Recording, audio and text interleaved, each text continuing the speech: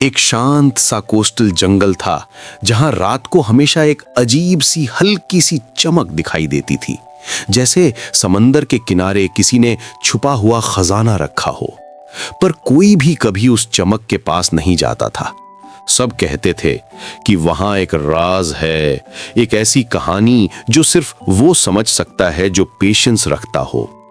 इसी जंगल में रहता था क्रैबी, एक छोटा सा लाल क्रैब जिसका सपना था कि एक दिन वो उस चमक का सच जान लेगा।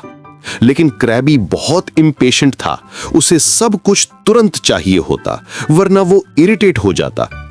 एक रात जब हवा जरा ज्यादा ही सरसरा रही थी, क्रैबी ने एक शाइनी स्पार्कल देखी और बिना सोचे समंदर के किनारे भाग पड़ा। उसे लगा कि यही तो वो राज है जिसका इंतजार था। लेकिन जैसे ही वो उस स्पार्कल के पास पहुंचा, एक पतली सी पर चालाक आवाज उसके पीछे से बोली, इतनी जल्दी क्यों छोटे? क्रैबी पलटा तो देखा कि फॉक्सी खड़ा था, जंगल का सबसे चालाक, सबसे अनप्रेडिक्टेबल फॉक्स।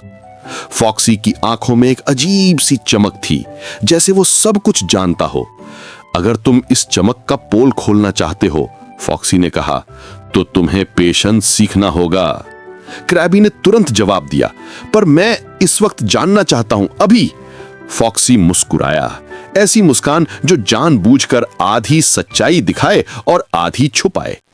तो फिर मेरे पीछे आओ, वो बोला, लेकिन एक शर्त पर, तुम्हारे हर इंपेशेंट कदम से ये राज और दूर चला जाएगा। क्रैडी थोड़ा कंफ्यूज, थोड़ा एक्साइटेड और थोड़ा डर से भर गया, पर क्रैबी बड़ा क्यूरियस था और क्यूरियोसिटी हमेशा उसे जल्दीबाजी में ढकेल देती थी। जैसे ही दोनों जंगल के अंदर बढ़े, हवा और ठंडी हो गई, रात और गहरी। बीच बीच में वो चमक कभी दिख जाती, कभी गायब हो जाती, जैसे कोई उनको डायरेक्शन दे रहा हो या फिर उनको टेस्ट कर रहा हो। क्रैबी बार बार तेज भागने लगता, पर हर बार फॉक्सी उसे रोक देता। स्लो डाउन, फॉक्सी कहता, जो चीज वक्त मांगती है उसे जल्दी में पाना मुश्किल होता है। पर क्रैबी पेशेंस लूज कर देता और एक बार तो वो इतना तेज दौड़ा कि वो एक पत्थर से टकरा के गिर गया।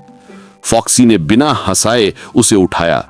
देखो, उसने कहा, तुम हर बार जल्दी करते हो, तुम्हें लगता है कि पेशेंस टाइम वेस्ट करता है, पर सच तो यह है कि पेशेंस तुम्हारा टाइम बचाता है।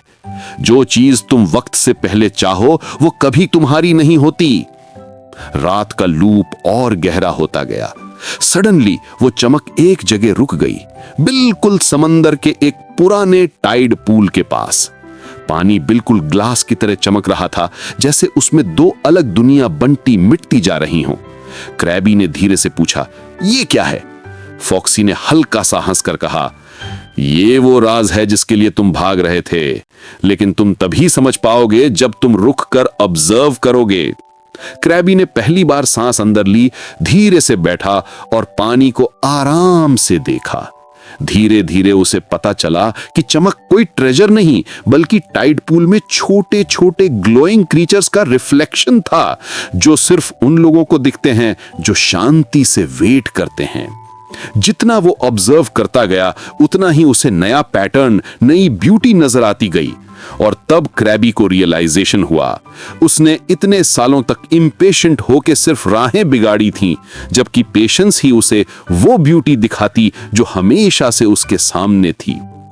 क्रैबी ने फॉक्सी की तरफ देखा। अब समझ आया, पेशेंस से ही चीजों का रियल मैजिक दिखता है। फॉक्सी ने उसके सर पे हल्का सा टैप दिया, और इसीलिए जंगल तुम्हारी कहानी को याद रखेगा।